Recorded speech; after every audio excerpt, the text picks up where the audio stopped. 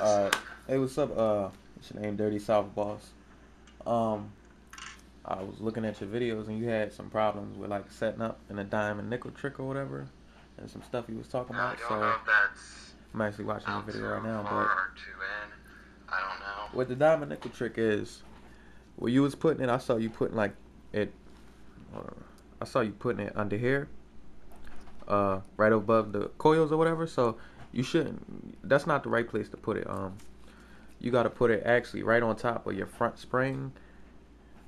So like, take it and you hold the armature bar down. Then you take the dime and you like, you place it right there.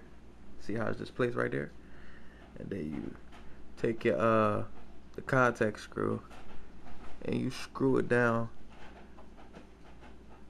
Sorry, right until it touches the dime, and then that'll be, you're right. You could pretty much eyeball it, but right setting, and then you just go ahead and tighten that back up for the for when you outline, and then for a shader, you want to have like a longer stroke. That's why you want to have a longer stroke so it's more open, and you want more spring tension. So you just take this is already set. I'll just reset it for you. I'll just open it up a little bit. And you just take the nickel and you place it right in there. Hold the armature bar down, and then you just twist the contact screw. You don't have to make it tight, or you just want it so like it's barely touching. You don't want it very tight, like so you wouldn't be able to pull it out or anything like that. Yeah, but that's that for the shader. For the liner, a little more less gap, and you had some other things. Let me just check. So, you guys tell me. And Oh yeah, you said something about putting in ink or something. I think it's with your voltage, your power supply. You said you run it on 8 or 9. It really doesn't matter what you run it on. It's just you gotta listen for the right sound. It has to be like a consistent sound, and that means it just gotta be, like not boggy or anything like that. And sometimes when you put the needle on, you may have to run your machine a little faster because of the added weight. That's too fast. Like my machine run on with the needle, and it runs on 5.4 or whatever sometimes. But you could cut your machine, your power supply, not all the way down, but down to where it's not doing good. And then you see how when I touch it, it just slows down.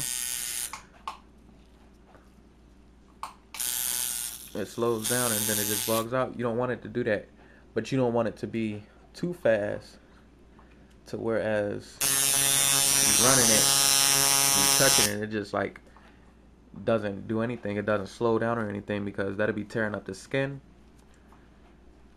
and you don't want that because that'll cause unnecessary pain for no damn reason. Let me check, see what else you have.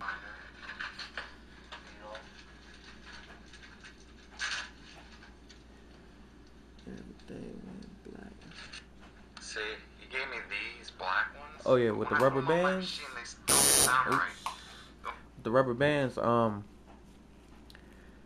it really doesn't matter what rubber bands you use. I mean, I use these little hair rubber bands or whatever, get from the hair supply store. And once again, you just gotta check for the right sound. I mean, make sure they're straight or anything. And then when your needle's on there, it'll be tightness. I usually use 2 of these. But the tightness, you don't want it to be running too fast and out of control, because what the rubber bands are for is they hold the needle in the center of the tube, and you don't want it too tight to where the rubber bands are pulling on the needle and it's bending more towards the coils. You don't want it like that. So, I mean, you pretty much could guess how you just set up the rubber bands or anything, but you was having trouble with that. So I just wanted to point that out. Ones that came with. And my machine I'm where not trying to make this video too these long or anything, nice ones like this but still wiggle. How much? I'll just leave it like that for now. Then, like, when I'm tattooing, I don't see the needle on me. Like, I won't see it. oh yeah, I'll make another video for you about the needle. I just didn't want this video to get too long, because I'm gonna set up a new tube or whatever for you and show you how that's done. As a matter of fact, I got another video, how to set up a tattoo machine. And you could just go check out that video, and that'll go over pretty much everything about how where you're supposed to set the needle and all, because you don't want it so much into the tube where, like you were saying, you don't see it when you're tattooing your skin or whatever. And let me check. So, it feels awkward. Yeah, I know that does feel Like, awkward. I have to tip all the way down and I'm doing this. Yeah, you wanna, like, when you beginning, you don't wanna you know, work off the tip of the needle, because you don't know the depth of the how deep the needle is supposed to go and anything like that. Cause I'm pretty much a beginner too. And you don't wanna you don't know how deep the needle goes, so just have it slightly hanging out the tube, not much, just a little bit, and just don't have it up in the tube. And then another reason probably was when you was putting the liner, I mean the whatever it is, I don't even know the damn name, the nickel or dime under there. What it is the springs have natural tension in them, so for you to open this up and then put a nickel under there, you're actually like forcing it up more. And then when you put this down, it's not really the right setting or whatever. You see, it can be that actually was a good way, but it's not exact. It's pretty much easier to do it the other way. And that's pretty much it. I hope I helped in any way. I'm just checking and see if you got anything else that you asked. About to do just one little outline, just to show.